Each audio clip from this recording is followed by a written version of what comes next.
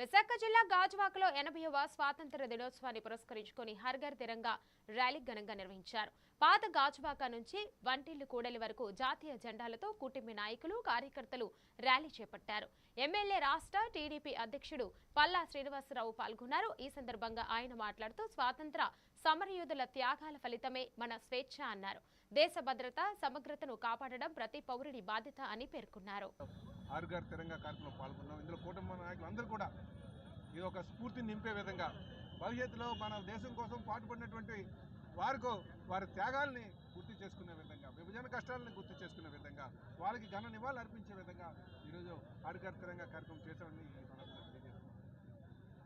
అలాగే రేపు ఆగస్టు 15 మనకు స్వాతంత్ర దినోత్సవం.